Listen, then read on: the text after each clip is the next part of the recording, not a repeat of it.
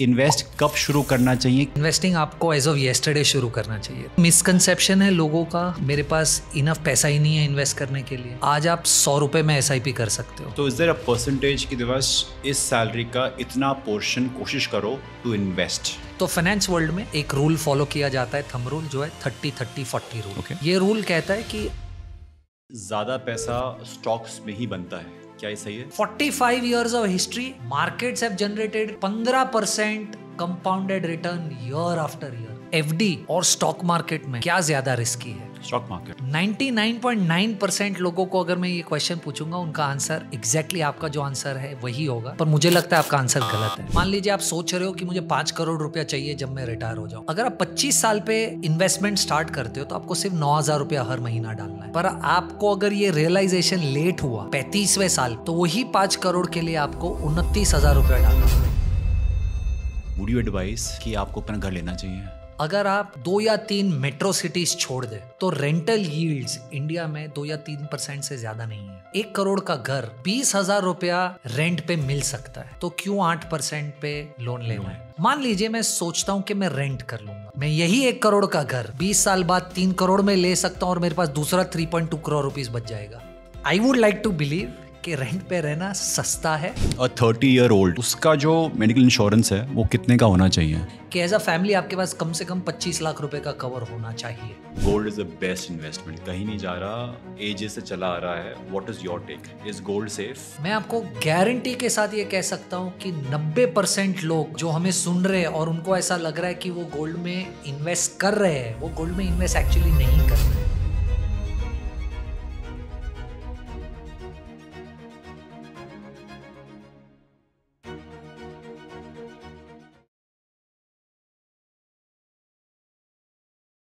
ऐसा क्यों है कि जो गुजराती हैं उनके पास इतना पैसा कैसे आता है? I think it is investing for sure.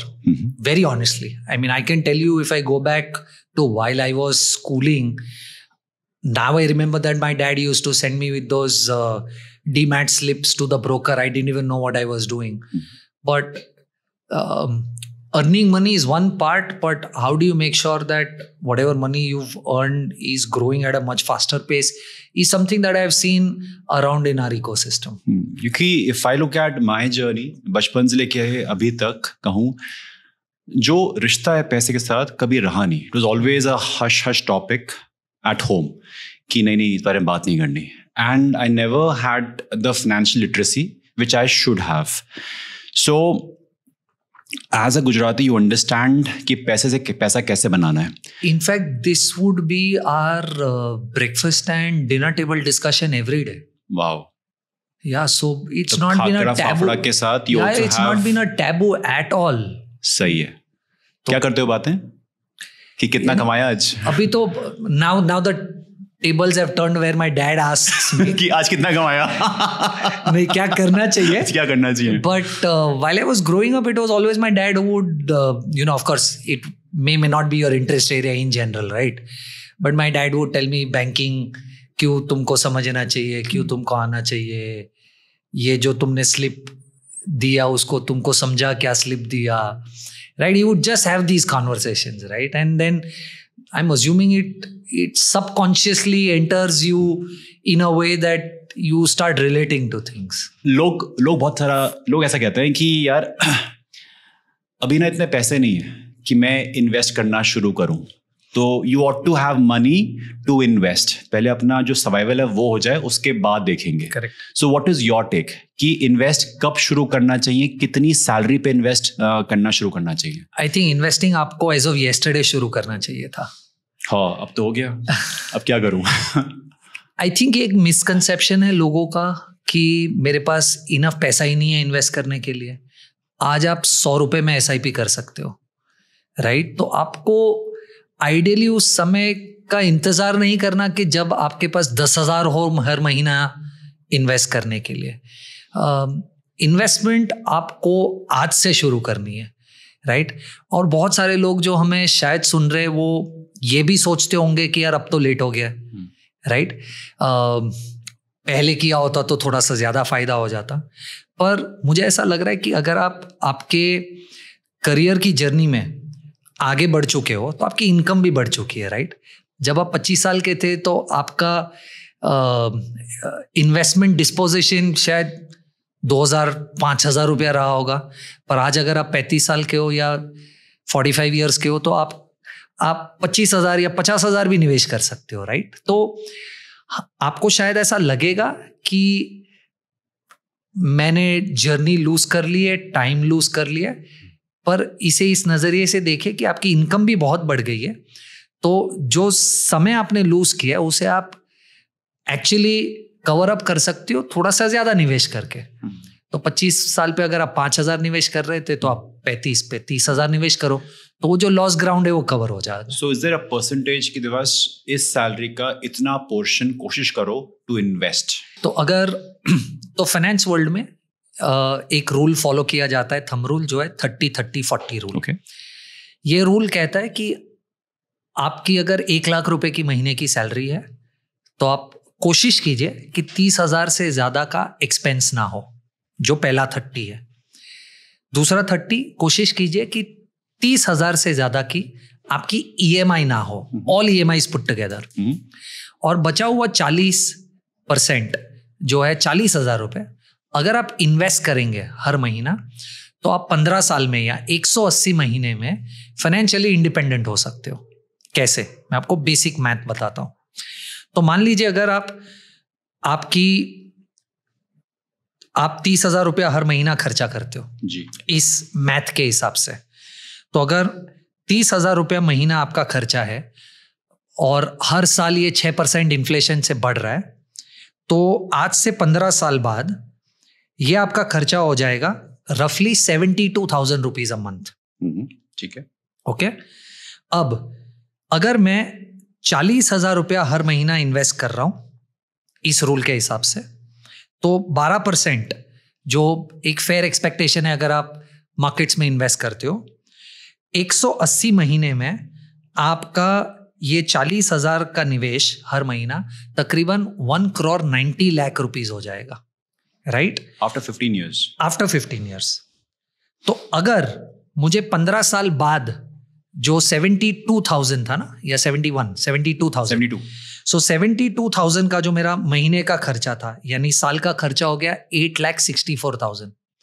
तो अब अगर मुझे 8,64,000 रुपीज जनरेट करना है और मेरे पास मेरे इन्वेस्टमेंट से जो 1,90,00,000 रुपया हो गया है, मुझे सिर्फ 4.5% रिटर्न चाहिए मेरे इन्वेस्टमेंट पे।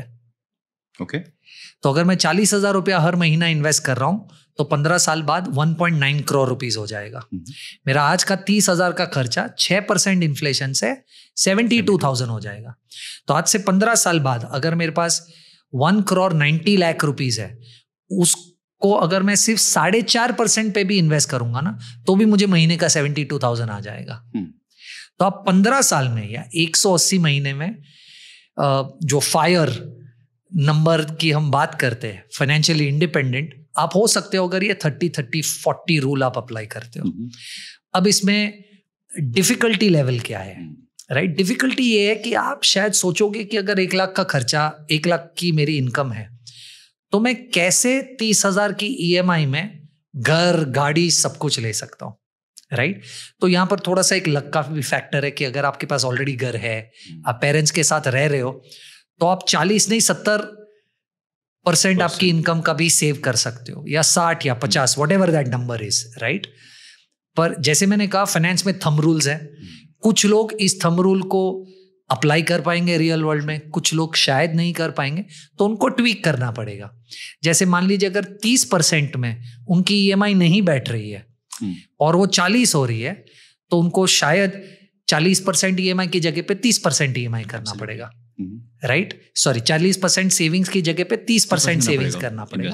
तो ये नंबर थोड़ा सा चेंज हो जाएगा। पर अगर आप ये 30-30-40 रूल एज इट इज, जैसे मैंने आपको एक्सप्लेन किया, यूज कर पाते हैं, तो आप 180 महीने में या 15 साल में आपके पास इतना कॉर्पस जनरेट हो जाएगा कि आप उसे अगर 4.5% पे भी इन्वेस्ट करेंगे, तो आपको जितना पैसा चाहिए हर मंथ सरवाइव करने के लिए, उतना पैसा तो इन्वेस्टमेंट से ही बन जाएगा। लेकिन लोग कहते हैं कि SIP करो, SIP करो, SIP करो। स्टार्टिंग कहाँ से करें? मतलब what is the entire road map for any middle class salaried person जिसकी सैलरी 50,000 से 1 लाख के बीच में है, उसके लिए जो SIP का रोड मैप है वो क्या होना चाहिए? आई थिंक मुझे ऐसा लग रहा है कि सबसे पहले ये समझना जरूरी है कि SIP आपको क्यों करनी है, right? See, traditionally the problem has been कि इंडिया में अगर आप किसी भी एक एल्डरली पर्सन से पूछे कि इन्वेस्ट कहाँ करना चाहिए, तो उनका नजरिया इन्वेस्टमेंट करने का था कि एक LIC की पॉलिसी ले लो, FD में पैसा डाल दो, राइट? मैं आपको एक सिंपल सा मैथ बताता हूँ। वेल्थ आप FD में या LIC की पॉलिसी में पैसा निवेश करके कभी बना ही नहीं पाओगे। मान लीजिए मैं एक इंडिविजुअल हूँ जो 25,000 रुपए की SIP कर रहा हूँ एक FD में, जिस पे मुझे 7% मिल रहा है, और हाइपोथेटिकली मान लीजिए कि 7% आपको अगले 25 साल तक मिलेगा, तो फिंगर्स क्रॉस नहीं मिलेगा, but from an explanation stand point कि आपने 25,000 रुपए की SIP की FD में हर महीना 7% रिटर्न मिल रहा है अगले 25 सालों तक, आपका मैच्योरिटी वैल्यू 2 करोड़ हो जाएगा 25 साल बाद। पर यही 25,000 की SIP आप एक म्यूचुअल फंड में SIP करेंगे तो सेम 25 साल बाद आपको 4.2 करोड़ रुपीस मिलेंगे। ऐसा क्यों? क्योंकि आपको FD में 7% मिल रहा है और मैं अज्यूम कर रहा हूं कि आपकी म्यूचुअल फंड की SIP आपको 12% रिटर्न कमा कर देगी। अब आप देखिए वेल्थ क्रिएशन में डिफरेंस कितना है। आपकी जर्नी FD की आपको 2 करोड़ तक पहुंचाती, मेरी जर्नी म्यूचुअल फंड SIP की मुझे 4.2 करोड़ तक पहुंचाती है। एक मिसकंसेप्शन जो मैं सुनता हूं बहुत लोगों का, राइट, और शायद मैं अगर आपको भी ये क्वेश्चन पूछूंगा, आपका भी शायद आंसर यही होगा। अगर मैं आपको पूछूं FD और स्टॉक मार्केट में क्या ज्यादा रिस्की है? Stock market. करेक्ट। 99.9% लोगों को अगर मैं ये क्वेश्चन पूछूंगा उनका आंसर एग्जैक्टली आपका जो आंसर है वही होगा, पर मुझे लगता है आपका आंसर गलत है और मैं आपको समझाता हूं क्यों। मुझे अभी आ गया समझ वैसे। Please go ahead. FD में अगर मान लीजिए आपको 7% रिटर्न मिल रहा है, आप 30% के टैक्स ब्रैकेट में, आपके हाथ में टैक्स भरने के बाद बचता है 4.9%। ठीक है। इन्फ्लेशन फाइनेंस में हम 6% पे गिनते किसी भी मैथ को करने के लिए। इसका मतलब है कि 1 साल बाद खर्चा 6% से बढ़ने वाला है, पर आपकी FD टैक्स काटने के बाद आपको 4.9% दे रही है। ये तो गारंटीड लॉस है, उम्मीद ही नहीं है, गारंटीड लॉस है। यानी आपका पैसा सिर्फ पेपर पे बढ़ रहा है, राइट? इसमें ग्रोथ की अपॉर्चुनिटी नहीं है। पर यही कैलकुलेशन अगर आप एक स्टॉक इन्वेस्टमेंट में करेंगे, मान लीजिए 12% आपका रिटर्न निकला, 12.5% का आपने टैक्स भरा, फिर भी आपके हाथ में 11.5%, 10% या 10.7% बचता है, राइट? ऑफ कोर्स आर्ग्यूमेंट ये है कि लॉस भी तो हो सकता है जो FD में नहीं होता है। इसीलिए ये कहा जाता है कि जब भी आप स्टॉक मार्केट में पैसा निवेश करने की कोशिश कर रहे हो, कम से कम एक 3 या 5 साल के नजरिए से आइए, राइट? बहुत हिस्टोरिकल डेटा पॉइंट्स है पिछले 25 सालों के, कि अगर आपने 7 साल के लिए SIP कंटिन्यू की है, कभी भी किसी भी अच्छे से अच्छे समय पे या बुरे से बुरे समय पे SIP शुरुआत करने पे भी, पर अगर आपने 7 साल तक SIP को कंटिन्यू किया है तो 98% ऑफ द टाइम्स आपका पैसा नेगेटिव में नहीं गया है 7 साल बाद। तो the point that I am trying to make is कि पहला थॉट प्रोसेस आपका ये क्लियर होना बहुत जरूरी है कि आपको मार्केट में क्यों पैसा लगाना है SIP के थ्रू, और FD क्यों नहीं करनी, या LIC की पॉलिसी में पैसा क्यों नहीं रोकना। आप लॉन्ग टर्म में वेल्थ कभी नहीं बना पाओगे, और ये शॉर्ट लॉस है इन्फ्लेशन और टैक्स काटने के बाद। एटलीस्ट इक्विटी मार्केट में प्रोबेबिलिटी है कि आप टैक्स काटने के बाद इन्फ्लेशन को बीट कर पाओगे, राइट? शुरुआत मुझे ऐसा लग रहा है कि आपको ये ध्यान में रखना है कि आप जितना ज्यादा से ज्यादा पैसा निवेश कर पाओ या रोक पाओ, उतना SIP करने की कोशिश कीजिए। 1, SIP क्या प्रॉब्लम सॉल्व करती है? सबसे पहला प्रॉब्लम ये सॉल्व होता है कि आपको तो पता नहीं कौन सा स्टॉक खरीदना है और खरीदने के बाद बेचना कब है। तो जब आप एक म्यूचुअल फंड में निवेश करते हो वहां एक प्रोफेशनल बैठा है जिसका काम ये है, तो आप पैसा उसे दे रहे हो। सेकंड, SIP का मतलब है कि हर एक स्पेसिफिक डेट पर, मान लीजिए 5th of the month, एक अमाउंट कट रहा है, राइट, जिसकी वजह से हो ये रहा है कि आप मार्केट को टाइम करने की कोशिश नहीं कर रहे। क्या ये मार्केट बढ़ा हुआ है, आज नहीं डालता हूं, कल डालूंगा, या घटा हुआ है, मुझे ज्यादा डालने दो। तो टाइमिंग का फैक्टर एलिमिनेट हो जाता है SIP के थ्रू। और थोड़ा थोड़ा पैसा जा रहा है तो ये आपको बहुत ज्यादा पिंच भी नहीं करता, जिससे आप डिसिप्लिन रह सकते हो। मुझे ऐसा लग रहा है एक ही प्रॉब्लम है ये पूरे इन्वेस्टमेंट प्रोसेस में, और वो प्रॉब्लम ये है कि ये पैसा लिक्विड है। लिक्विड का मतलब है कि आप जब भी चाहोगे 2 दिन में आपको ये पैसा मिल जाएगा, और ये बहुत बड़ा नेगेटिव है मेरे हिसाब से म्यूचुअल फंड्स में निवेश करने का। ट्रेडिशनली आपके और मेरे फादर ने या किसी भी और ने पैसा शायद इसलिए बनाया है रियल एस्टेट जैसे इन्वेस्टमेंट में, क्योंकि उनको पता था कि मैं बेचना चाहूंगा तो बिकेगा नहीं, मल्टीप्लाई होगा, राइट, लॉन्ग टर्म। एग्जैक्टली। पर उतना ही समय अगर आप इस इन्वेस्टमेंट को दोगे तो वो ये भी ग्रो करेगा। एग्जैक्टली। तो सबसे बड़ा ड्रॉबैक अनफॉर्चुनेटली इस प्रोडक्ट का है कि वो बहुत लिक्विड है, आपको जब भी पैसा चाहिए वापस निकाल सकते हो। ये अगर आप एज एन इन्वेस्टर कंट्रोल कर लो, राइट, आपकी अर्ज पैसा निकालने की, क्योंकि ये अवेलेबल है, राइट, तो सबसे बेहतरीन तरीका है धीरे धीरे करके लॉन्ग टर्म वेल्थ क्रिएट करने का। What would you say to a first time job वाला person or to someone in the late 20s को पैसा आ रहा है, इसलिए कि भाई पार्टी करनी है, you only live once, उसको ये डिसिप्लिन कैसे सिखाओगे आप?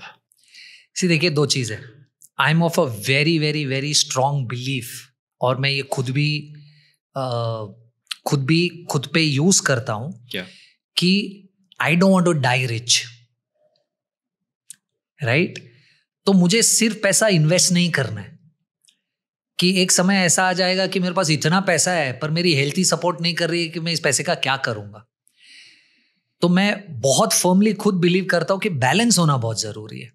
तो मैं किसी को भी ये नहीं कहूंगा कि यार आप अपनी लाइफस्टाइल को कॉम्प्रोमाइज करके पैसा इन्वेस्ट करो, मत करो, आप एंजॉय करो, कोई प्रॉब्लम नहीं है, राइट।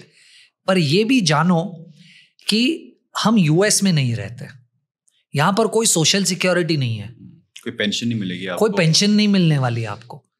तो आपके पास अगर आप 25 साल से कमाना स्टार्ट कर रहे हो और 60 साल पे रिटायरमेंट है, तो आपके पास 35 साल ही है, ठीक है, 60 साल की प्लानिंग करने के लिए। क्योंकि आप 60 साल के बाद भी अगले 20 या 25 साल है जहां पर आप ही को खुद को इनकम जनरेट करनी है खुद की, कोई पेंशन नहीं मिलने वाला है। तो अगर मैं आपको कहूँ आपके पास 35 साल है और उस 35 साल में आपको आपकी शादी, घर, बच्चों की पढ़ाई, बच्चों की शादी, आपका रिटायरमेंट, 35 साल में 60 साल की प्लानिंग करनी है, तो आपको थोड़ा सा सीरियस होना पड़ेगा। नहीं होगे तो शायद आप 60 साल तक तो जिंदगी काट लोगे, उसके बाद शायद नहीं काट पाओगे, right. But yes, I am not somebody who will say कि आप अपनी लाइफस्टाइल कॉम्प्रोमाइज करके निवेश करो, पर इन्वेस्टमेंट करना बहुत जरूरी है। और आपको ये जितना जल्दी समझ जाएगा ना, वो आपके लिए बेहतर है। एक एग्जांपल देता हूं, मान लीजिए आपको 25 साल पे पहली जॉब लग गई, ठीक है, 60 साल इंडिया में रिटायरमेंट नॉर्म है, तो आपके पास 35 साल है। मान लीजिए आप सोच रहे हो कि मुझे 5 करोड़ रुपया चाहिए जब मैं रिटायर हो जाऊंगा। अगर आप 25 साल पे इन्वेस्टमेंट स्टार्ट करते हो तो आपको सिर्फ 9,000 रुपया हर महीना डालना है। पर आपको अगर ये रियलाइजेशन लेट हुआ 35वें साल पे, तो वही 5 करोड़ के लिए आपको 29,000 रुपया डालना पड़ेगा। मान लीजिए और 10 साल लेट हुआ और आपको 45 पे रियलाइज हुआ और अब आपके पास सिर्फ 15 साल है, तो आपको 1,05,000 रुपया डालना पड़ेगा उसी गोल को रीच करने के लिए। तो जितना जल्दी आप ये समझ जाएंगे कि आपके पास 35 साल है 60 साल की प्लानिंग के लिए, राइट, और जितनी देरी आप करोगे उतना ज्यादा पैसा लगाना पड़ेगा उसी गोल को रीच करने के लिए। तो मुझे ऐसा लग रहा है आज यंगस्टर्स उतने स्मार्ट तो है कि समझ जाएंगे कि यार जितना जल्दी करूंगा अच्छा है मेरे खुद के लिए. एक ख्वाब है कि अपना घर होना चाहिए, बट देन नोइंग कि it doesn't give you that kind of return, would you advice कि आपको अपना घर लेना चाहिए? I will give you 3 answers to this question. ये तो चीटिंग है. सिर्फ एक ही चाहिए था. चलो बताओ. क्योंकि देखिए मैं बिलीव करता हूं कि पर्सनल फाइनेंस बहुत पर्सनल है, इसीलिए उसका नाम पर्सनल फाइनेंस है, राइट? एक ही क्वेश्चन पे आपका आंसर और मेरा आंसर अलग अलग होगा और दोनों आंसर सही हो सकते हैं, क्योंकि वो आपका पर्सनल है और ये मेरा पर्सनल है. इसलिए शायद 2 या 3 आंसर है इस क्वेश्चन के. सबसे पहले मैं मैथ बताता हूं, ठीक है? इंडिया में अगर आप 2 या 3 मेट्रो सिटीज छोड़ दे, स्पेसिफिकली मान लीजिए बैंगलोर या शायद गुड़गांव, राइट? बॉम्बे भी नहीं आता इस केस में. बैंगलोर या गुड़गांव अगर आप छोड़ दें तो रेंटल यील्ड्स इंडिया में 2 या 3% से ज्यादा नहीं है. इसका मतलब 1 करोड़ का घर आपको महीने 20,000 रुपया रेंट पे मिल सकता है. 20,000 रुपये मिल जाएगा आपको? 20,000 रुपये रेंट पे 1 करोड़ का घर आज गुड़गांव या गुड़गांव, बैंगलोर या मान लीजिए बॉम्बे भी आप छोड़ दीजिए तो 1 करोड़ का घर आपको 20,000 के रेंट पे मिल जाएगा. अच्छा, apart from these 3 places. Yes, हाँ, राइट. तो 2,40,000 रुपया साल का 20,000 के हिसाब से, which is 2.4% rental yield. Rental yield का मतलब है 1 करोड़ का घर है, 2 या 3% इंडिया में रेंटल यील्ड है, तो या तो 1 करोड़ इंटू 2% साल का यील्ड होगा या 3% साल का रेंट होगा, right? This data is published by RBI. मैं खुद का डेटा नहीं बोल रहा हूं, ठीक है? तो अगर इंडिया में आपको 2 या 3% रेंटल यील्ड पे घर मिल रहा है तो क्यों 8% पे लोन लेना है, राइट? Make sense. एक सिंपल मैथ बताता हूं आपको. मान लीजिए कि 1 करोड़ का मुझे घर लेना है तो आपको 20, वही एग्जाम्पल रिपीट कर देता हूं, 20 लाख रुपए आपको डाउन पेमेंट देना पड़ेगा. 80 लाख रुपए के लोन का आपको आज के इंटरेस्ट रेट के हिसाब से 20 साल के लिए 68,000 रुपीज का EMI आएगा. ये केस 1 है अगर आपको घर खरीदना है, ठीक है.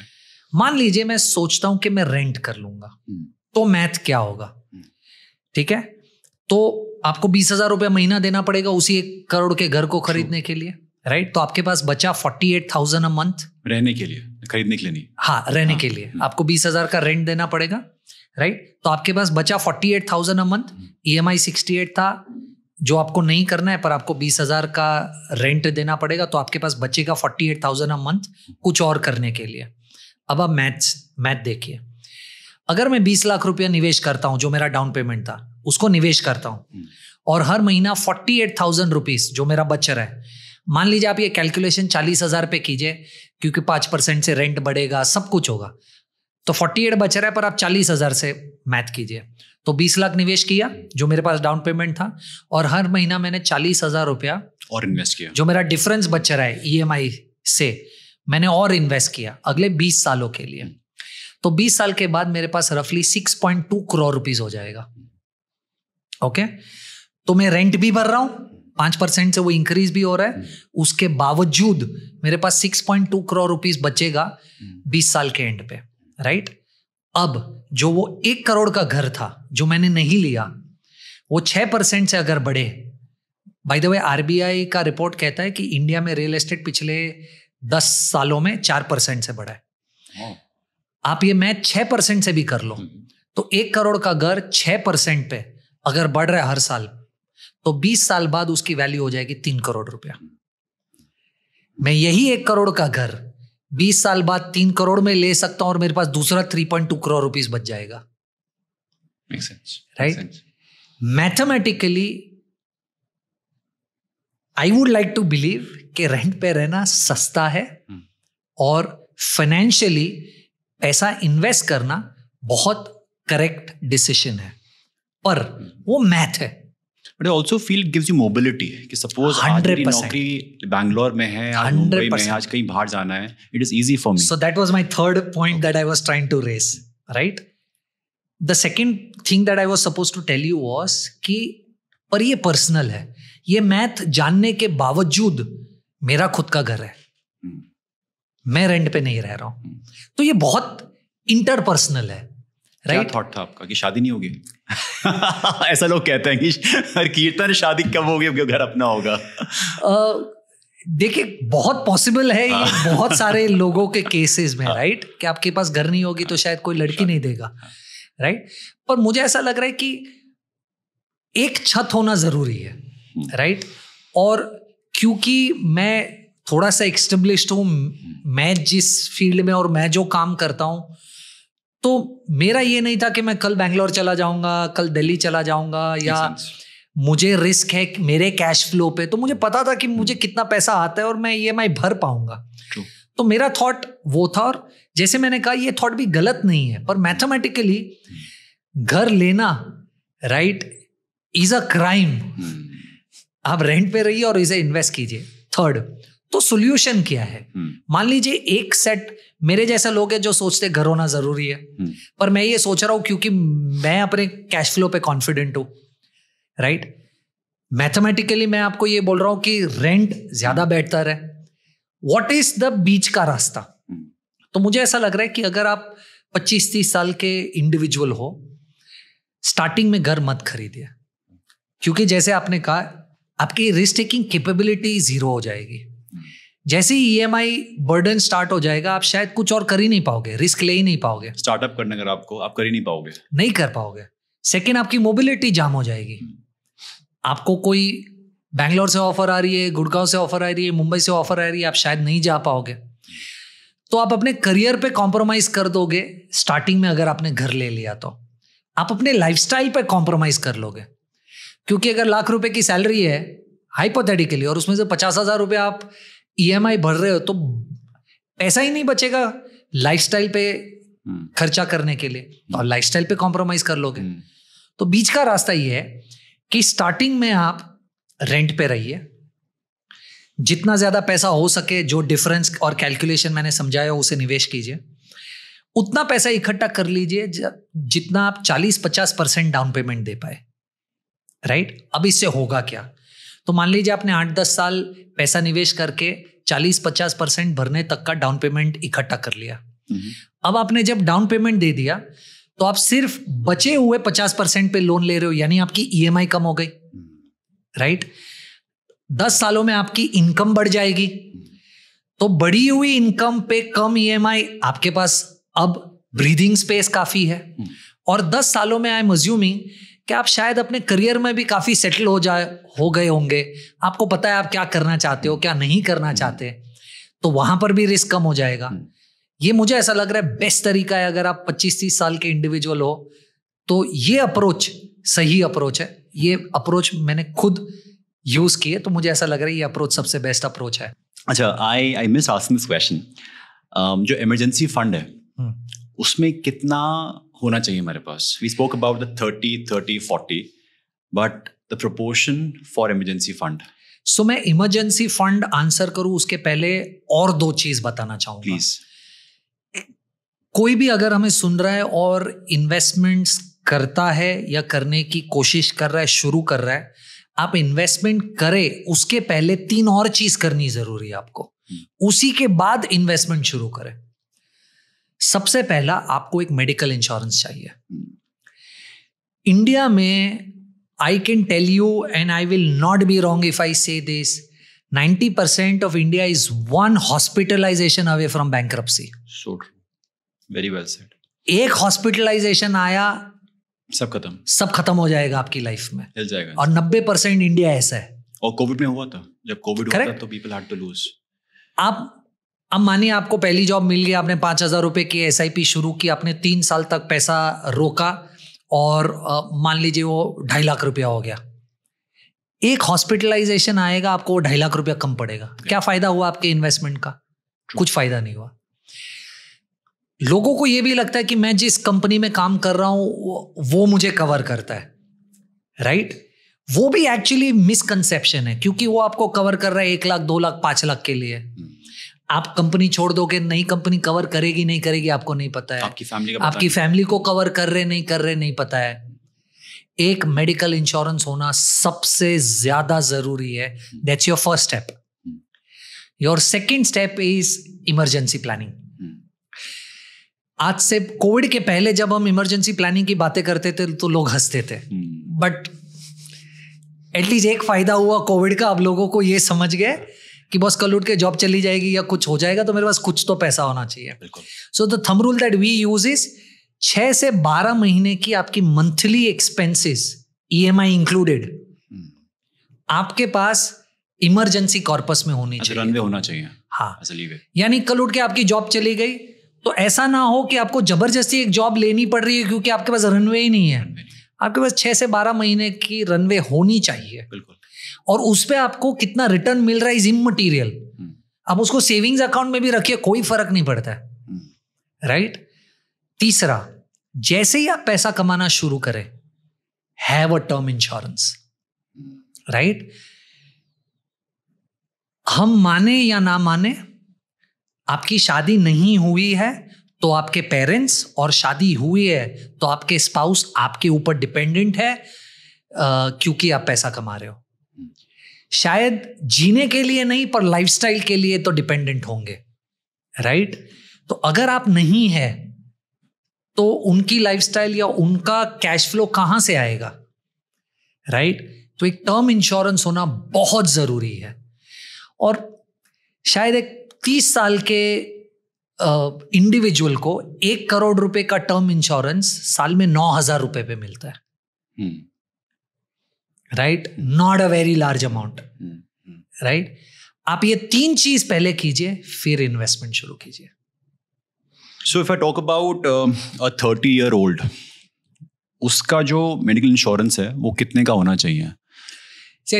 लुक, इसका कोई एक आंसर तो नहीं है, right, because there is no number that I can quote to you. But एक चीज मैं ये जरूर कहूंगा कि medical insurance in India in terms of inflation is 18%। हर साल मेडिकल कॉस्ट इंडिया में 18% से बढ़ रहा है।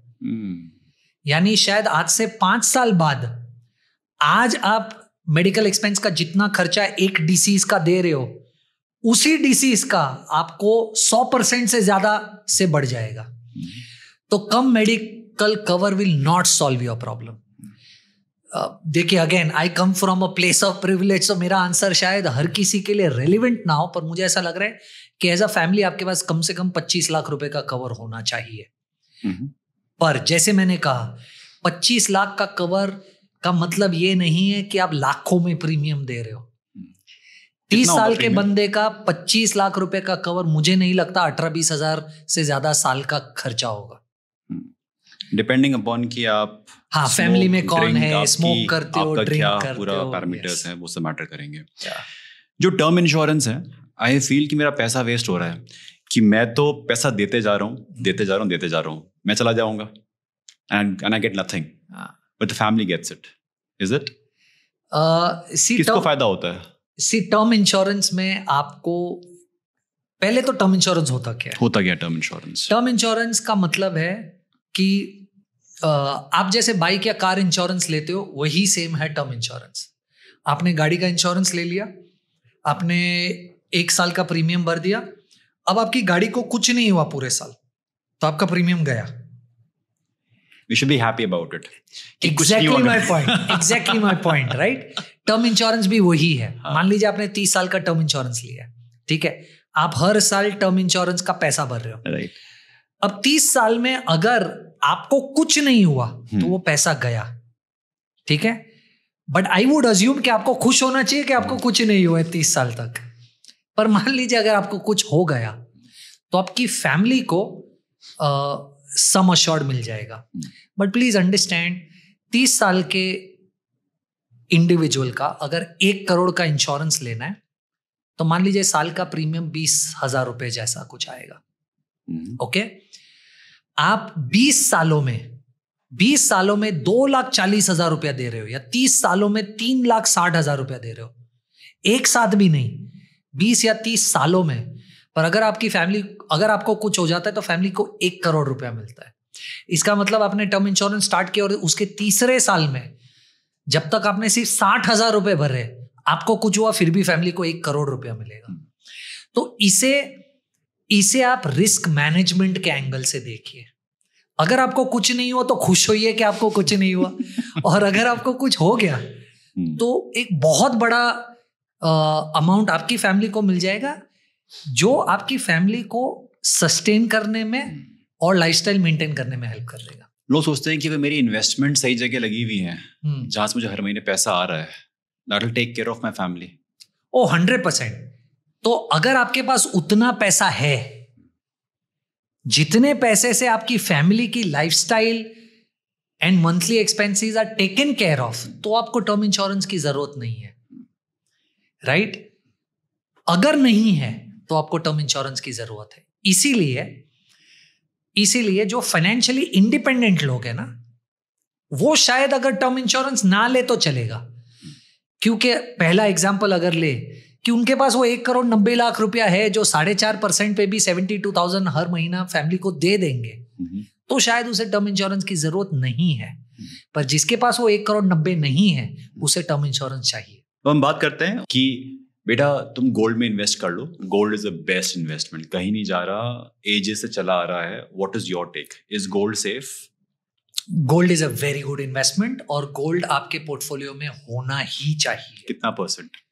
I am somebody who believes कि आपके पोर्टफोलियो में तकरीबन 10 से 20% गोल्ड एक्सपोजर होना ही चाहिए। मैं आपको एक मैथ देता हूं। पिछले 25 सालों में सिर्फ ऐसे 2 साल है जहां पर गोल्ड का return on a yearly basis negative रहा है, which is a big thing, क्योंकि इक्विटी मार्केट्स में शायद ये नंबर बहुत बड़ा होगा। तो इट गिव्स यू स्टेबिलिटी आपके पोर्टफोलियो में, राइट? और रिटर्न भी good 13% CAGR over the last 20-25 years. तो रिटर्न भी मिल रहा है, स्टेबिलिटी भी है, डाउनसाइड भी प्रोटेक्टेड है, राइट? आपको डेफिनेटली गोल्ड में एक्सपोजर लेना चाहिए, पर आप गोल्ड में कैसे एक्सपोजर ले रहे हो वो बहुत इंपॉर्टेंट है। मैं आपको गारंटी के साथ ये कह सकता हूं कि 90% लोग जो हमें सुन रहे हैं और उनको ऐसा लग रहा है कि वो गोल्ड में इन्वेस्ट कर रहे हैं, वो गोल्ड में इन्वेस्ट एक्चुअली नहीं कर रहे। मैं आपको समझाता हूं क्यों। Are you hinting at SGBs? नहीं, No. इन्वेस्टमेंट का मतलब क्या है? इन्वेस्टमेंट का मतलब है कि शायद आपने इसे किसी एक गोल के लिए रखा है, वो गोल आएगा तो आप उसे विड्रॉ करेंगे, यूज करेंगे पैसे को, राइट? आप ऐसे कितने लोगों को जानते हो जिन्होंने गोल्ड में इन्वेस्ट किया है, गोल्ड का प्राइस लाइफ टाइम हाई पे है, और उन्होंने सोचा है चल यार इतना पैसा मिल रहा है, बेच देते हैं, गिरेगा तब वापस खरीद लूंगा। Rarely anyone. कोई नहीं करता है, वो पहन के घूमता है बस, राइट? इसीलिए gold, the way I look at it is best emergency planning for the family, क्योंकि इंडिया में गोल्ड तभी बाहर निकलता है जब फैमिली क्राइसिस में, वो इन्वेस्टमेंट नहीं है। उसे इन्वेस्टमेंट के नजरिए से देखो, right? Second, investment in gold is not jewellery, investment in gold is not digital gold, investment in gold is gold ETFs और gold mutual funds. I will explain why. आप जब फिजिकल गोल्ड लेते हो तो स्प्रेड का problem है। What is spread?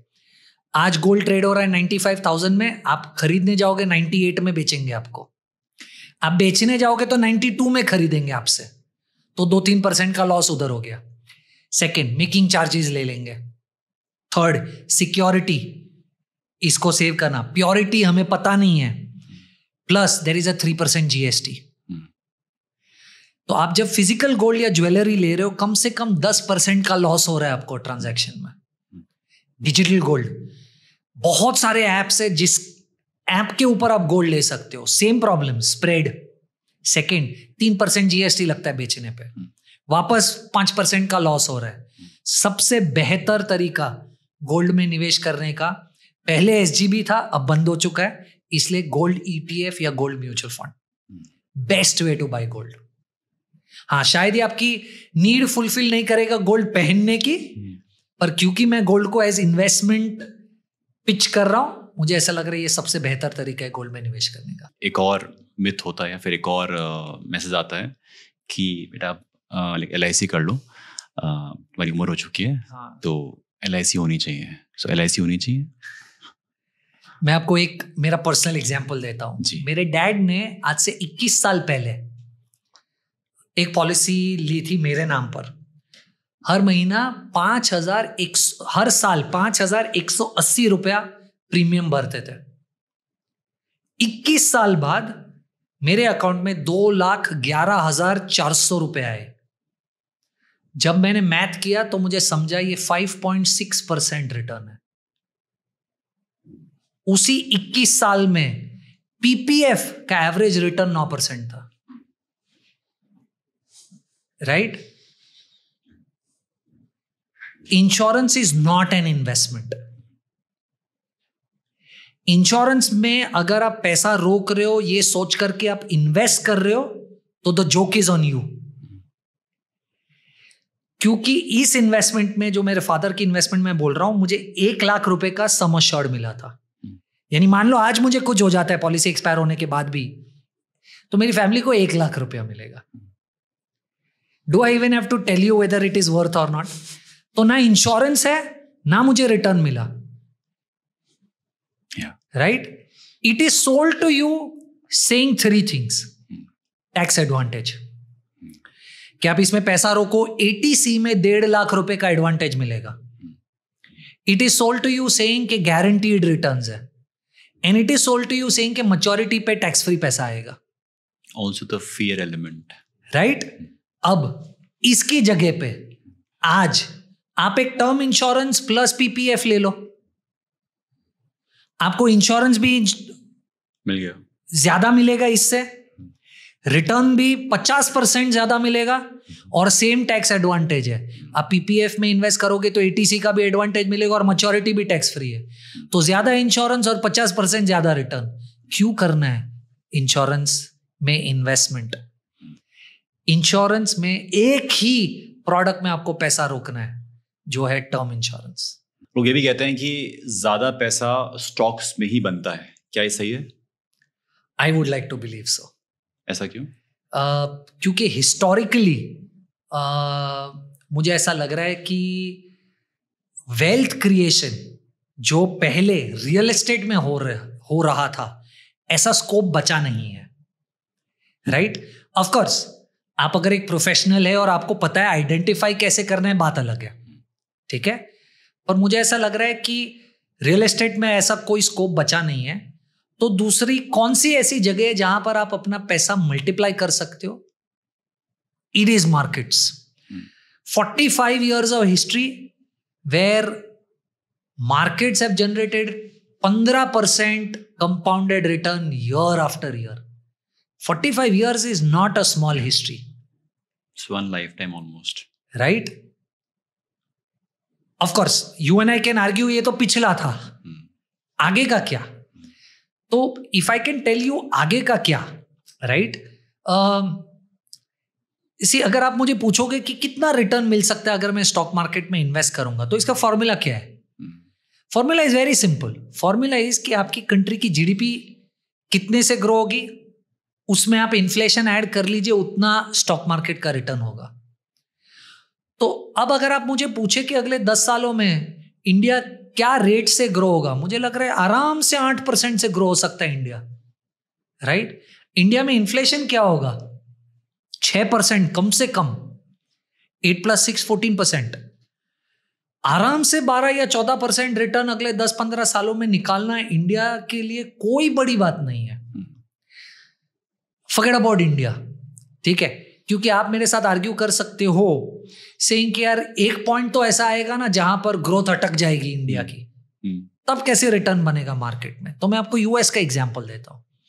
US तो developed economy है, वहां 3-4% से ज्यादा जीडीपी ग्रो नहीं हो रही है, 3-4% इन्फ्लेशन है, तो वहां का स्टॉक मार्केट 6-7% से ज्यादा का रिटर्न नहीं देना चाहिए. वहां के भी स्टॉक मार्केट ने 14-15% रिटर्न दिया पिछले 2 डेकेड में. तो which is why I feel कि from a long term perspective अगर आप सही से निवेश करो तो इक्विटी मार्केट्स में पैसा बनाना क्वाइट पॉसिबल है. You realize that it's money is 80% behavior, because talking about time, about discipline. क्या rituals follow करने चाहिए किसी इंसान को so that he has a better relationship with money? I think you've answered the question in the question, और मैंने ये बहुत बार ऑलरेडी इस पॉडकास्ट पे बोल चुका हूं मैं. आई वेरी फर्मली बिलीव कि एक रिटेल इन्वेस्टर जिसको कुछ भी नहीं आता वो किसी एक दलाल स्ट्रीट या वॉल स्ट्रीट के प्रोफेशनल फंड मैनेजर को भी आसानी से बीट कर सकता है, क्योंकि उसके पास एक ऐसा पावर है जो है डिसिप्लिन. अगर आप धीरे धीरे करके पैसा रोके, राइट, और उसे निकाले नहीं, तो कंपाउंडिंग एक ऐसा एडवांटेज है आपके पास, राइट. आपको रियलाइज भी नहीं होगा आपका पैसा इतना फास्ट मल्टीप्लाई होगा. मैंने कुछ मैथ किया था, वो आपके साथ शेयर करता हूं, शायद ऑडियंस को ये इंटरेस्टिंग लगे, राइट. तो मैंने कुछ मैथ किया, आपके साथ शेयर करता हूं. देखिए, पहला 1 करोड़ बनाना थोड़ा सा ट्रिकी है, राइट. वो एकदम आसानी से नहीं बन जाएगा. तो मान लीजिए आप एक 25,000 रुपए की SIP कर रहे हैं, ठीक है. तो आपको तकरीबन 14 साल लगेंगे पहला 1 करोड़ इकट्ठा करने के लिए 25,000 की SIP पे, ठीक है. पर रेट ऑफ 12%. पर 1 से 2 करोड़ की जो जर्नी है वो 5 साल में हो जाएगी. 2 से 3 करोड़ की जो जर्नी है वो 3 साल और 3 महीने में हो जाएगी. 3 से 4 करोड़ की जो जर्नी है वो 2 साल 5 महीने में हो जाएगी. और 4 से 5 साल की जो जर्नी है वो 1 साल और 10 महीने में हो जाएगी. यानी आप 4 से 5 करोड़, 1 करोड़ रुपया सिर्फ 1 साल और 10 महीने में बना रहे हो, जबकि आपको पहला 1 करोड़ बनाने के लिए 14 साल लगे थे. दिस इज द डिसिप्लिन और the benefit of staying invested for long term. कि आप शायद 1 करोड़ रुपया 1 साल और 10 महीने में आपकी सैलरी से नहीं बना पाओगे, जो आपका इन्वेस्टमेंट आपको बना कर दे रहा है. But going by the same line की मनी इज 80% बिहेवियर, तो कहीं ना कहीं the word discipline and also patience, because जैसे ही मार्केट यहाँ से वहाँ हिलती है, पीपल आर लाइक कि अरे मेरा पैसा गया गया गया गया गया, निकाल लो. मैं आपको और एक स्टैट देता हूं. अगर आप मार्केट्स में हो तो ये आपको जानना बहुत जरूरी है, और ये पिछले 45 इयर्स का स्टैट है. पिछले 45 इयर्स में से सिर्फ 4 साल ऐसे हैं, सिर्फ 4 साल, जिसमें मार्केट इंट्रा ईयर 10% से कम गिरा है. इसका मतलब मानिए मार्केट यहां पर शुरू हुआ, साल के बीच में यहां पर पहुंचा, और ये टॉप है मार्केट का. यहां से 10% गिरना कॉमन है. 44-45 इयर्स में से 40 इयर्स ऐसा हुआ है कि वो टॉप से 10% गिरा है. ये नॉर्मल है. ये आपको समझना है कि ये नॉर्मल मार्केट है. पर और एक स्टैट देता हूं, इन्हीं 40 इयर्स में से, राइट, 36 इयर्स ये 10% इंट्रा ईयर गिरने के बावजूद वो पॉजिटिव में क्लोज हुआ है. विच मीन्स मार्केट गिरना इज एन अपॉर्चुनिटी. जो 45 में से 40 इयर्स हो रहा है, तो आपको लगे कि मार्केट 10% गिर रहा है, तो उसे भागना नहीं है, ज्यादा पैसा निवेश करना है, क्योंकि उसमें से 36 इयर्स में वो फिर भी पॉजिटिव क्लोज हुआ है. तो market falling, right, is actually a feature, not a bug. होना ही है, होना ही है, होना ही है. यही नेचर है मार्केट का. इसीलिए वो आपको 4-5% आपके फिक्स डिपॉजिट से ज्यादा दे रहा है, राइट, क्योंकि उसमें ये टेम्पररी रिस्क है. आप उसे परमानेंट में कन्वर्ट कर दोगे अगर आप निकाल लोगे पैसा जब मार्केट गिर गया. ट्रू. टॉकिंग अबाउट मनी, आपने कहा था कि आपके घर पे चाहे ब्रेकफास्ट हो चाहे लंच हो, यू टॉक अबाउट मनी. अगर किसी भी इंसान को, जो भी आपको सुन रहा है, has to start talking to his spouse, his partner, वो कैसे शुरुआत करे? वो हिचकिचाहट की ये तो कोई समझेंगे नहीं, क्या बात करनी है इनसे पैसा, because still unfortunately money is a man's thing. I will tell you, in our business, women do a much better job than men. Yeah. क्योंकि उनका बिहेवियरल कंट्रोल मेन से बहुत बेहतर है. True. ये एक मिसकंसेप्शन है कि शायद आपकी वाइफ मनी डिसीजंस नहीं समझेगी. यू विल बी सरप्राइज, अगर आपने LIC, रियल एस्टेट या FD में इन्वेस्ट किया है तो आपकी वाइफ ने गोल्ड में पैसा आपसे बहुत बेहतर इन्वेस्ट किया है. So don't take them lightly. No, मैं नहीं ले रहा हूँ, मैं तो सरेंडर्ड हूँ मैं तो. सो मुझे ऐसा लग रहा है कि the first thing that the men have to understand is कि आप अगर उन्हें इन्वॉल्व नहीं करेंगे तो आपका पूरा purpose of investment gets diluted. क्योंकि कल अगर उठकर आपको कुछ हो जाता है तो आपकी स्पाउस को तो कुछ पता ही नहीं है कि पैसा कहाँ लगा हुआ है, कैसे यूज करना है, क्या यूज करना है. तो अगर आप उन्हें इन्वॉल्व नहीं करेंगे तो how will you all as a family be able to evolve? क्योंकि please understand, father's contribution to your next generation is only as much as your mother's contribution. True. तो अगर आपकी wife is not educated in this subject, right? तो sound possibility है कि आपके बच्चे भी उतने smart नहीं होंगे in spite of you being smart in financial matters. So true. तो मुझे ऐसा लग रहा है from a inheritance perspective, आपको definitely the lady of the house को involve करना चाहिए conversation में. पर एक सबसे पहले माइंडसेट शिफ्ट ये करना है कि they are better than you. ये बताओ कि शादी, बच्चा और घर, ये ऑलमोस्ट तीनों चीजें एक साथ ही हो रही होती है Correct. किसी की लाइफ में. तो कैसे प्लान किया जाए कि कोई नाराज ना हो और सब कुछ सकुशल निकल जाए, हो जाए? मुझे ऐसा लग रहा है क्योंकि very early in your life, जैसे मैंने आपको कहा कि घर नहीं लेना चाहिए, आपको रेंट पे रहना चाहिए, तो एक तो घर का प्रॉब्लम सॉल्व हो गया. और उसके एग्जैक्टली ऑपोजिट मुझे ऐसा लग रहा है कि बच्चा as early as you all should plan, because when you are very very young, right, आप इजीली अकोमोडेट कर लोगे चेंजेस को अपनी लाइफ में, क्योंकि आप उतने कंडीशन नहीं हो. पर मान लीजिए आप थोड़े से ओल्ड हो गए, आपके पास एनर्जी भी नहीं है उनके साथ खेलने की, राइट? और आप जितने ओल्ड होते जाते हो, जितने कंडीशनड होते जाते हो, उतनी लाइफस्टाइल आपकी महंगी होती जाती है, तो सब कुछ एक साथ नहीं कर पाओगे. तो मुझे ऐसा लग रहा है it sits perfectly well. Kid as early as possible, house as late as possible. Kid as early as possible, house as late possible. आपका प्लान कर रहे हो?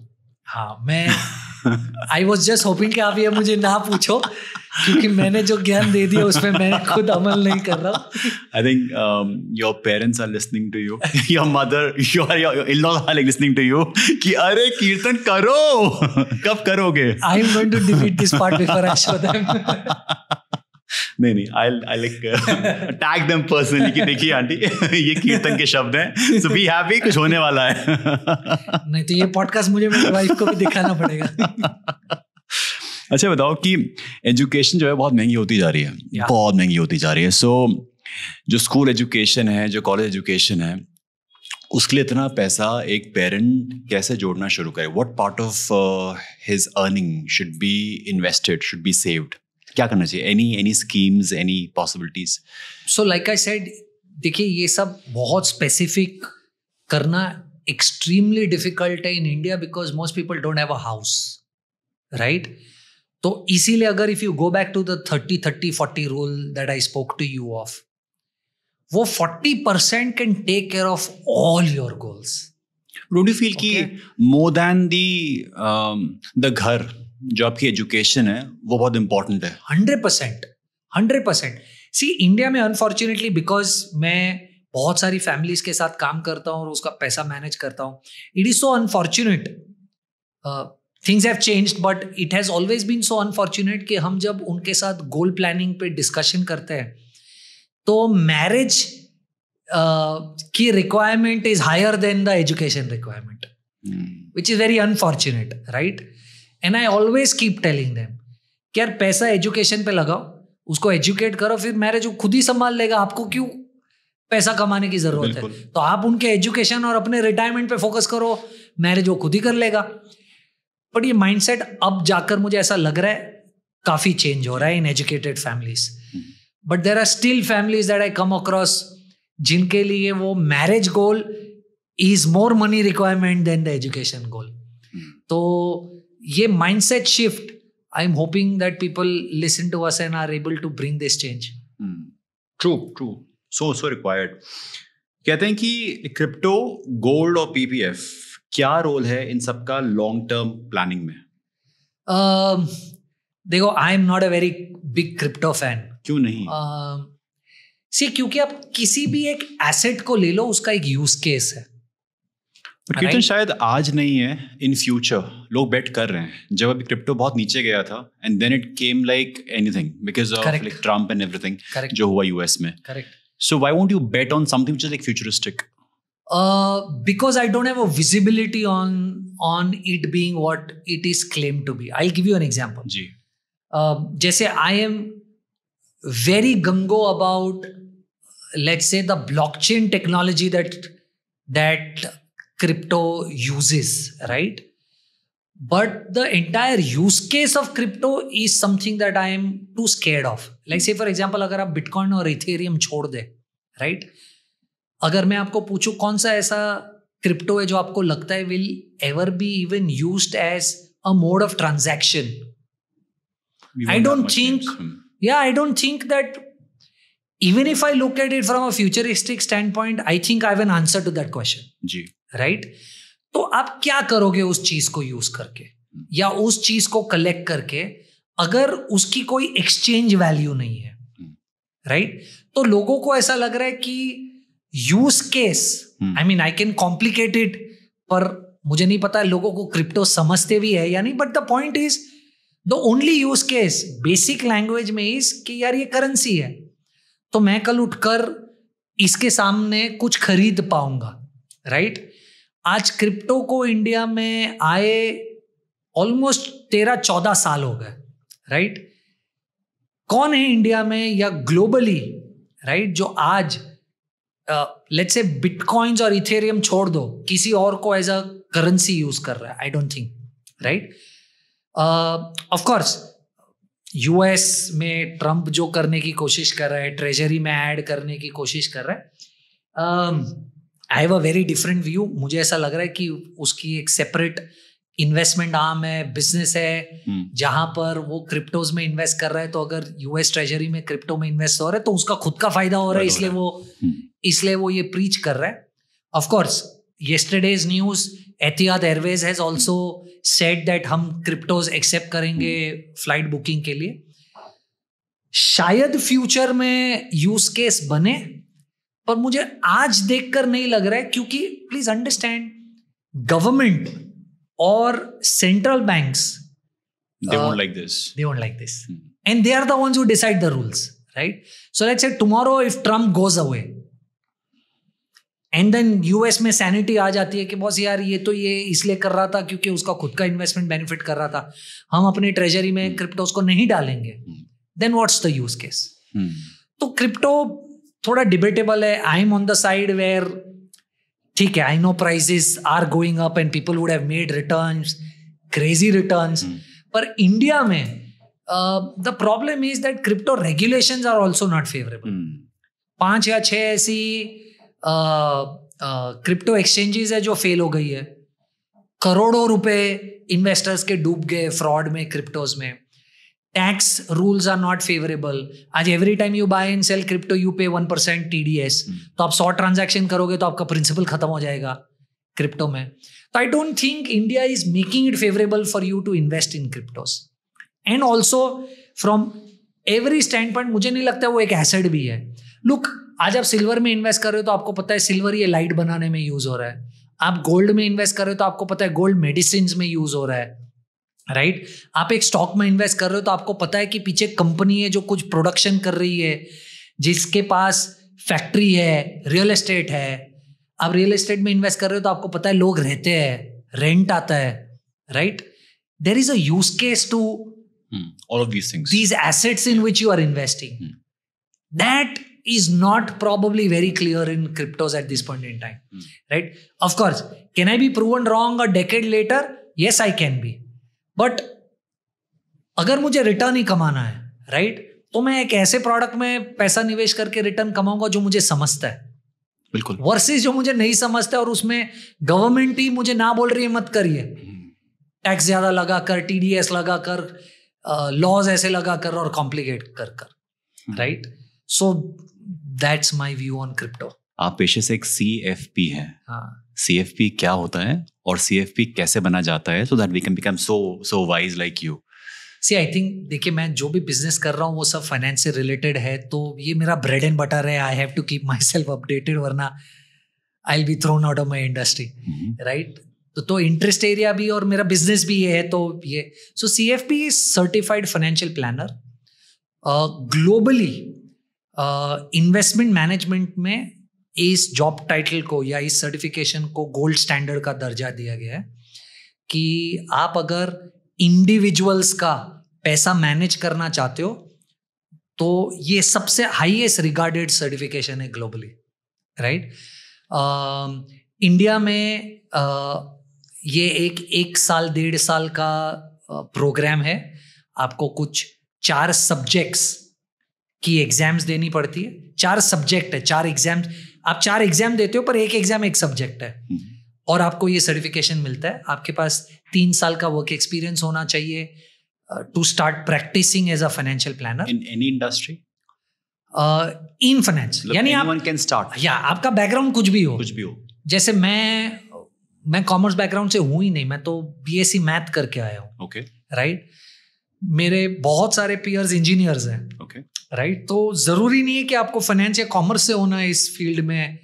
आपको फाइनेंस में इंटरेस्ट होना चाहिए. आपको पैसा, stocks, real estate, mutual funds, insurance, tax, ये सब में इंटरेस्ट होना चाहिए. तो आप ये सर्टिफिकेशन डेफिनेटली कीजिए टू परस्यू अ करियर.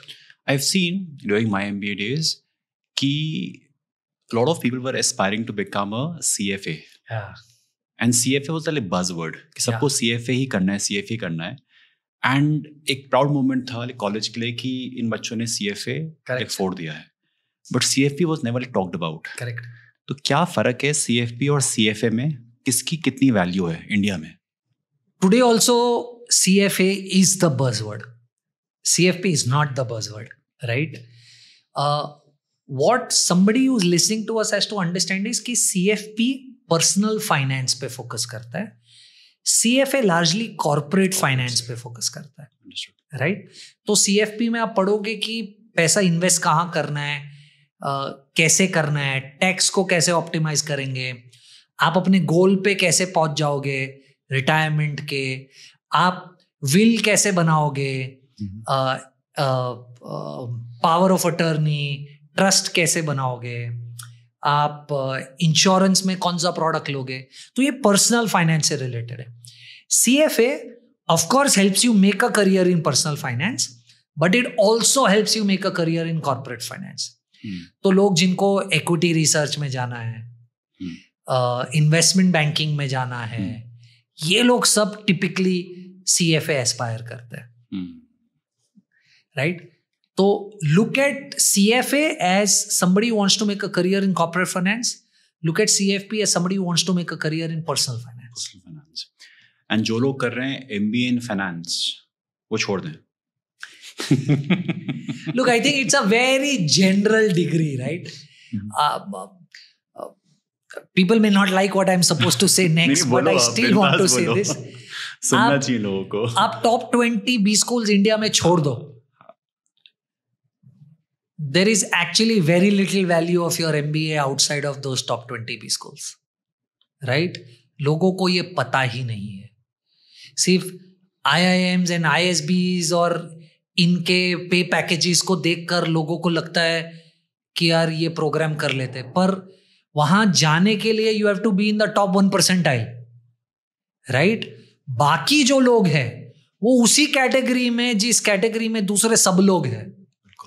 तो आप 8-10 लाख रुपया खर्चा करके 2 साल इन्वेस्ट करके अगर आपको 4 लाख की नौकरी लगने वाली है तो CFP एज अ प्रोग्राम 1 साल का प्रोग्राम है, 12th के बाद आप कर सकते हो, और 6 लाख रुपए की नौकरी तो ऐसे ही लग जाती है, राइट? तो मुझे ऐसा लग रहा है लोगों को अंडरस्टैंडिंग नहीं है, राइट? क्योंकि इंडिया में, मैं किसी और की क्या बात कर रहा हूं, आप मेरी खुद की जर्नी देख लीजिए, राइट? जब मैंने 10th क्लियर किया था, राइट, आज मैं फाइनेंस में हूं, so ideally I should have taken commerce, right? पर मैंने जब 10th क्लियर किया था तब जजमेंट कैसे होता था कि आर्ट, कॉमर्स, साइंस लेना चाहिए आपके परसेंटेज पे। बिल्कुल। तो अगर आपको 80-82% आया है तो यार तुम स्कॉलर हो, तुम साइंस में जाओगे। आपको 70% आया तो तुम थोड़े से एवरेज हो, कॉमर्स में जाओ। और 60% आए, डब्बू लोग है, चलो आर्ट्स में जाओ। This is so stupid and I am sorry I am saying this, right? आज मुझे when I look back I realise कि यार इसीलिए तो मुझे 12th में ग्रेस मार्क से पास हुआ और मैं फर्स्ट ईयर इंजीनियरिंग फेल हो गया, राइट? क्योंकि आपको पता ही नहीं है कि आप उस फील्ड में क्यों जाना चाहिए और आपका इंटरेस्ट एरिया क्या है। तो आई थिंक अभी भी मुझे ऐसा लग रहा है लोग इसी तरीके की गलती करते हैं। उनको पता ही नहीं है कि उनका इंटरेस्ट एरिया क्या है और क्या परस्यू करना चाहिए, सिर्फ परसेंटेज के बेसिस पे स्ट्रीम सेलेक्ट कर लेते हैं। But I am sure thanks to the internet and so much of discussions that people like you and me keep doing, sanity will prevail over a period of time. हमारे school में ना arts का option था ही नहीं कि तुम तो लायक ही नहीं हो कि तुम स्कूल में रहोगे। So even we chose science, became an engineer, work with Infosys and realise कि ये शायद मैं यहाँ के लिए नहीं बना हुआ हूँ। एंड आज जो मैं काम करता हूँ लाइक ट्रेनिंग एंड डेवलपमेंट का, it has a lot to do with like psychology, correct, which is arts. Absolutely. So technically I feel this is such a powerful field. And अगर आज हम देखें सारा social media, it's a game of psychology, absolutely, influence, persuasion, सब कुछ इस पे काम कर रहा है, एब्सोल्युटली, जो सो अंडरमाइंड ऑल दिस व्हाइल। कौन सा the influencer community really understands the technicality? Sorry I am saying this, but it's all arts, right? It's all their style of consumer behavior, everything. Yeah, they understand what their audience wants and they will give what their audience wants. Artsy hai, right? So, but yeah, you and me looked down on arts when we were graduating. हम science वाले हैं. Let's change the gears and talk about कि जो mid cap है और small cap है, इसका बहुत क्रेज है, पर रिस्क भी है। So आपके अनुसार रिस्क कितना रियल है? नहीं, रिस्क तो डेफिनेटली है, but like I said, risk क्या है? What is risk? रिस्क क्या है वो समझना बहुत जरूरी है। रिस्क का मतलब है वॉलेटिलिटी। जैसे मैंने आपको कहा कि 44-45 ईयर्स में से 4 साल छोड़ दो, बाकी के 40 साल 10% तो गिरता ही है। ये मैंने इंडेक्स निफ्टी लेवल पे कहा, पर अगर मैं मिड और स्मॉल कहूं तो ये 10 की जगह पे 15-18% गिर सकता है। पर क्या ये बाउंस करता है वापस? Exactly the same way, right? तो इसमें वॉलेटिलिटी, गिरना ज्यादा है पर अपसाइड भी ज्यादा है। तो मान लीजिए अगर निफ्टी 12% रिटर्न देता है तो आप एक्सपेक्ट कीजिए कि मिड स्मॉल 14 से 16% रिटर्न देगा। तो आप अगर ओके हो कि 10% की जगह पे शायद मेरा इन्वेस्टमेंट 15-20% गिर सकता है, पर मुझे 12 की जगह पे 14-16% रिटर्न मिल सकता है, then mid small is for you. 1 second, अगर आप हिस्ट्री देखें तो लार्ज कैप का साइकिल 3 से 4 साल का है, राइट? मिड कैप का साइकिल 5 से 6 साल है और स्मॉल कैप 7-8 साल का है। इसका मतलब कि अगर आप स्मॉल कैप में निवेश करना चाहते हैं, कम से कम 8 साल का व्यू लेके आए। मिड कैप में निवेश करना चाहते कम से कम 5 से 6 साल का व्यू लेके आए, और लार्ज कैप में करना चाहते तो 3 से 4 साल का व्यू लेके आए। जैसे मैंने कहा, आपका स्ट्रेंथ एरिया सिर्फ डिसिप्लिन है। अगर आप इतने टाइम फ्रेम से आएंगे ना, you will experience the return that I am saying. Understood. एक और था कि आरबीआई के जो ओएमओ हैं, जो लिक्विडली क्रंच और बॉन्ड यील्ड्स होते हैं, ये सब आम इन्वेस्टर के लिए क्यों इंपॉर्टेंट है? वेरी ऑनेस्टली, आम इन्वेस्टर को ये सब पे ध्यान नहीं देना चाहिए। इग्नोर। आप सिर्फ इन्वेस्टमेंट करते रहिए और वो फंड मैनेजर जो आपके बिहाफ पर खरीद रहा है, बेच रहा है, राइट, ये सब उसका काम है। ये उसका काम है कि लिक्विडिटी मार्केट में इन्फ्यूज हो रही है, सक हो रही है, उसके लिए मैं कौन से सेक्टर में इन्वेस्ट करूं, राइट? ये उसका काम है। आपका सिर्फ एक ही काम है, हर महीने की 5, 10, 15, 20 तारीख को एक अमाउंट जो आपके लिए कंफर्टेबल है वो इन्वेस्ट होना चाहिए। That's it. आप जितना, ऑफ कोर्स आप अपने नॉलेज के लिए, क्योंकि आपको मजा आता है, आप पढ़े, वो बात अलग है, but don't try and start managing your own investment thinking you have understood this. Right? आपका फोकस होना चाहिए कि आप अगर आईटी में हो तो आप आईटी करियर में कैसे आगे बढ़े, आप अपना करियर एडवांसमेंट कैसे करें, आप कैसे ज्यादा सैलरी कमाएं और उसे ज्यादा इन्वेस्ट करें। आप फंड मैनेजर बनने की कोशिश करेंगे तो ना अच्छे फंड मैनेजर बन पाएंगे, ना आपका करियर अच्छा होगा। This is the current problem that I see with a lot of people. Covid के बाद थैंक्स टू द इंटरनेट बहुत सारे लोगों को शायद ये लगने लगा कि वो अच्छे इन्वेस्टमेंट मैनेजर्स बन गए। 6 महीना मार्केट गिरा बिटवीन अक्टूबर 2024 एंड मार्च 2025। उन लोगों को समझ गया कि उनको इन्वेस्टमेंट्स नहीं आती। So I always keep telling people, don't try and say for example, अगर आपको बॉडी में कुछ हो जाता है, आप डॉक्टर बन जाते हो, do you fight your own case, right? It's good to know finance. Don't try and become your own investment manager, right? You focus on your career, your primary income, उसको बढ़ाओ, primary income को बढ़ाओ। See, as a retail investor, right? आप wealth कैसे बनाते हो? मेरे हिसाब से आप 2 ही तरीके से wealth बना पाओगे। आप पैसा इन्वेस्ट करोगे और उस पर रिटर्न बनेगा तो आपका wealth बनेगा। बिल्कुल, ठीक है। क्या रिटर्न आपके हाथ में है? नहीं, आपको तो पता ही नहीं है कितना रिटर्न बनेगा। आप सोच के चलोगे 12%, पर क्या 16 बनेगा, 20 बनेगा, 25 बनेगा, आपको नहीं पता है, राइट? तो अगर वेल्थ बनाने का फॉर्मूला है investment plus return is equal to wealth, उसमें से एक कंपोनेंट तो आपके हाथ में ही नहीं, दूसरा आपके हाथ में कितना इन्वेस्ट करोगे और कितने समय के लिए। करियर पे फोकस करोगे तो ज्यादा इन्वेस्ट कर पाओगे, एज सिंपल एज दैट। तो जो वेरिएबल आपके हाथ में है उस पर फोकस कीजिए ना, जो आपके हाथ में नहीं है उस पर क्यों फोकस कर रहे हो? लोग उस पर फोकस करने की कोशिश कर रहे हैं। मैं सीखूंगा इन्वेस्टमेंट, मैं ज्यादा रिटर्न बनाने की कोशिश करूंगा, और जो उनके हाथ में उस पर फोकस नहीं कर रहे। That's where people are not able to make wealth. They often think कि जो भी मैं अर्न करूंगा उसको जो कमीशन देना पड़ेगा जो भी मैनेज करेंगे, and that is what makes them hold back from reaching out to someone who is a professional. I have understood one very simple thing in life. The commission is roughly 0.7, 0.8%. वो 0.7, 0.8% बचाने के चक्कर में आप 12% नहीं कमा रहे हो। The question that you have to ask yourself is, right? You cannot treat yourself. You cannot fight your own case. You cannot manage your own monies.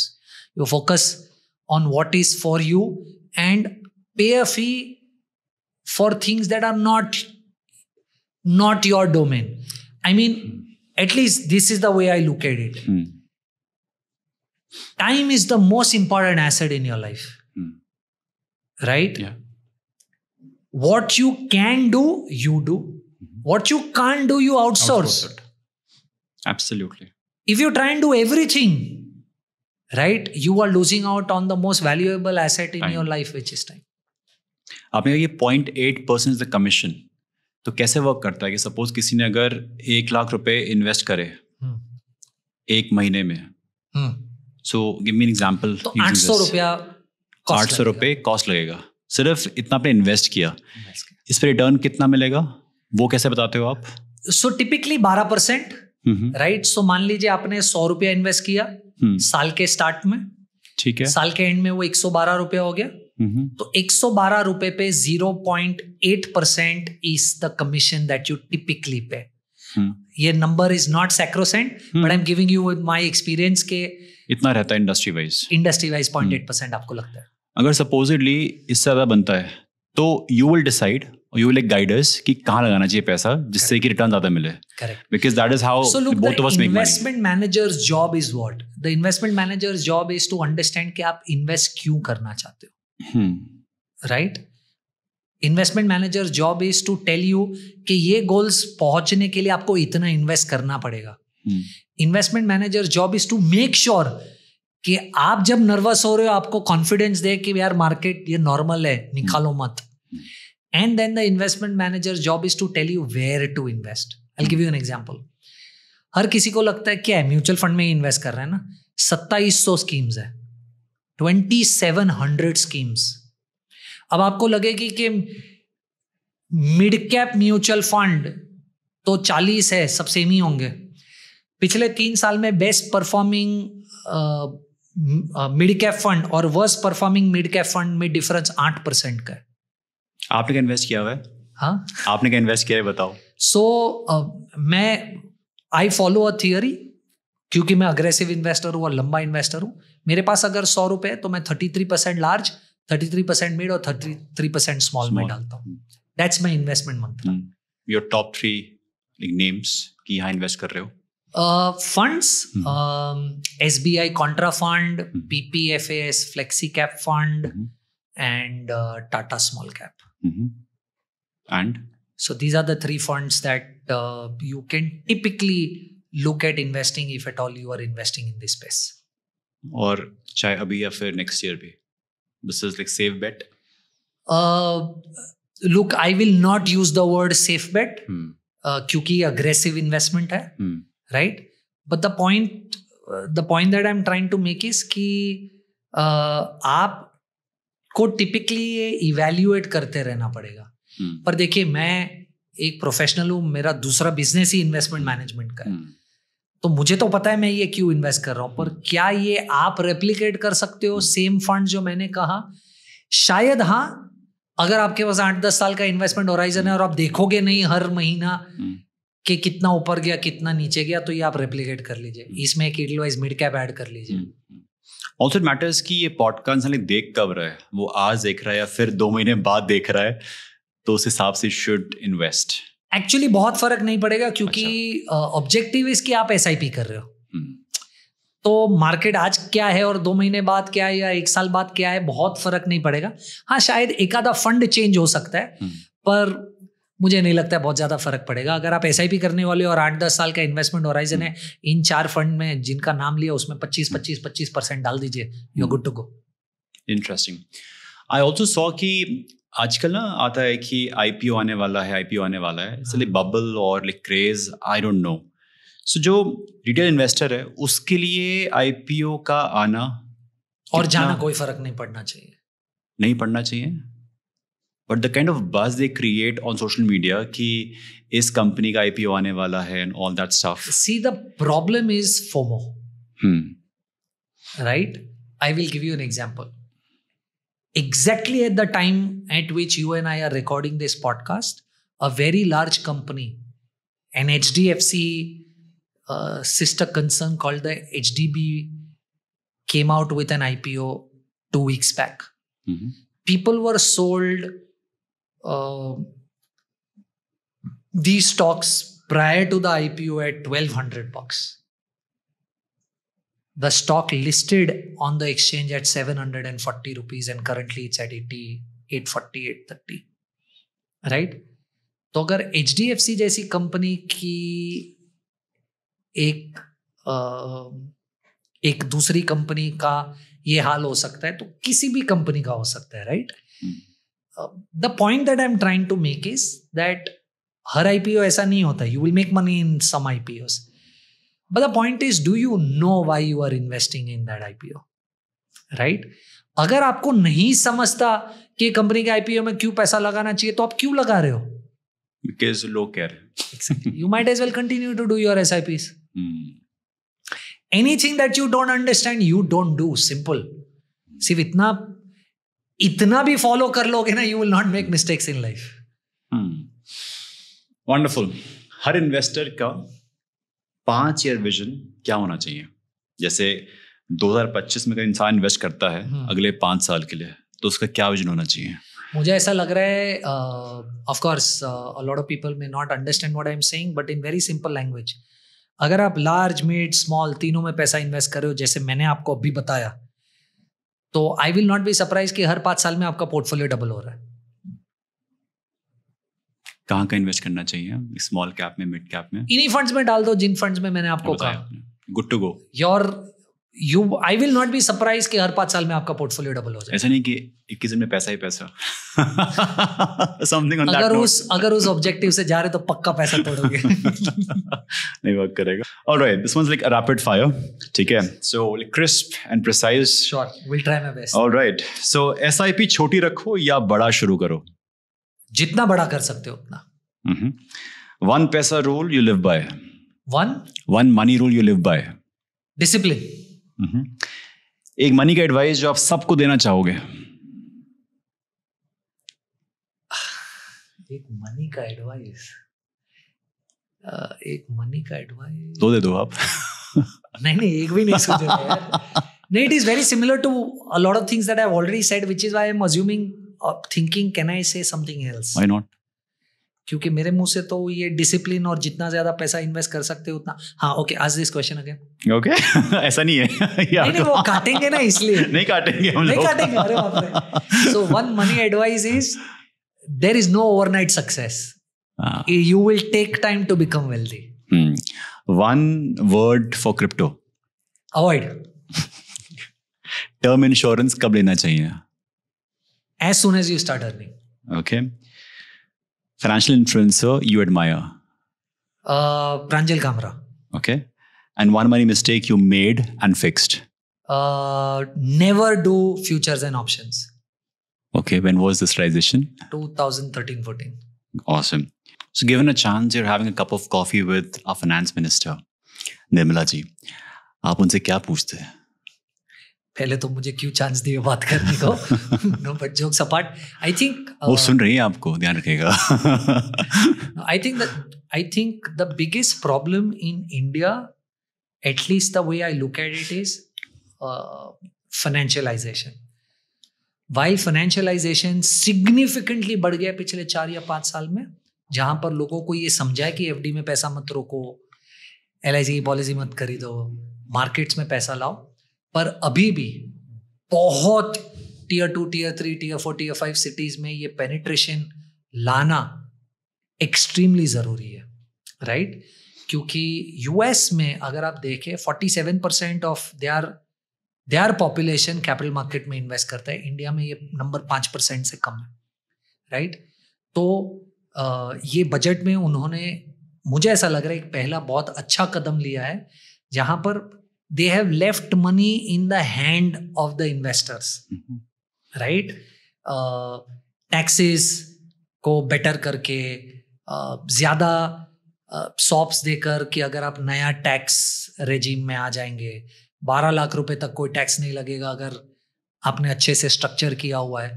तो मुझे ऐसा लग रहा है बहुत पैसा लोगों के हाथ में आने वाला है, राइट? या बचने वाला है. अब 2 चीज हो सकती है इससे, कंजम्पशन बढ़े और इन्वेस्टमेंट्स बढ़े, राइट? तो अगर फाइनेंशियल लिटरेसी को बहुत ज्यादा स्प्रेड किया जाए, right, with podcast like this और वेरियस अदर टेक्निक्स, तो मुझे ऐसा लग रहा है फाइनेंशियलाइजेशन बढ़ेगा, बहुत पैसा कैपिटल मार्केट्स में आएगा. But at the same time consumption में भी पैसा जाना चाहिए, बिकॉज अगर ये पैसा लोग कंज्यूम नहीं करेंगे तो स्टॉक मार्केट्स में उन कंपनीज का स्टॉक का प्राइस नहीं बढ़ेगा, राइट? तो the first thing that I think is कि थोड़ा सा over a period of time अगर टैक्स लॉस को रैशनलाइज किया जाए और ज्यादा पैसा कंज्यूमर के हाथ में दिया जाए तो कंजम्पशन भी बढ़ेगा, जिसके थ्रू इनडायरेक्टली जीएसटी के थ्रू गवर्नमेंट को तो पैसा मिलेगा ही और कैपिटल मार्केट्स में भी पैसा आएगा. और कैपिटल मार्केट्स में पैसा आने से अगेन कंज्यूमर्स को ही फायदा होगा, क्योंकि कंपनीज जो पैसा रेस करना चाहेगी, अगर लोग ज्यादा कैपिटल मार्केट्स में पैसा डालने के लिए रेडी है तो ये कंपनीज स्टॉक मार्केट से या डेट मार्केट से पैसा ज्यादा रेस करेगी, तो कंज्यूमर को भी ज्यादा ऑप्शंस मिलेगा पैसा इन्वेस्ट करने के लिए. तो मुझे ऐसा लग रहा है one thing that we should do, rationalize taxes, leave more monies in the hands of the investors, consumption भी बढ़ेगा और financialization भी बढ़ेगा. As a salaried person या फिर as a business owner, आप जब टैक्स पे करते हो ना तो बहुत चुभता है, क्योंकि आपको उसके बदले साफ हवा, पानी, रोड, बेसिक जो लेवल ऑफ लिविंग है नहीं मिल पाता है. Correct. एंड ये बोला जाता है कि आप ये कर रहे हो अपने देश के लिए, उन लोगों के लिए जो कि इतने प्रिविलेज नहीं है. Correct. So that is when someone decides to pack the bags and leave the country. तो ऐसे लोगों को आप क्या बताओगे कि वो क्या समझाएं अपने आप को to stay in the game and serve the country? No, I think you really have to be slightly more patriotic for you to not take that step. But I think I'll be extremely happy अगर आज से 10 साल बाद या 5 साल बाद we abolish direct tax in India. Look, the government wants tax at the end of the day, right? तो आप direct tax abolish ही कर दो, आपको फिर भी टैक्स रेवेन्यू मिलेगा. कैसे? आप कंजम्पशन बढ़ाने पे फोकस करो ना. अगर कंज्यूमर कंज्यूम कर रहा है और जीएसटी भर रहा है, आपको तो आपका टैक्स मिल रहा है. आई think the best solution is just abolish direct tax and just focus on generating higher indirect tax revenue, which is through GST. I will not be surprised if 10 years later we end up taking that step, because there are countries who are doing this and they're doing it very successfully. Any country whom we should look up to? UAE is doing this brilliantly, right? They don't have a direct tax. Don't you feel like unka itna strong backing hai because of the oil reserves and the money which they have got so far?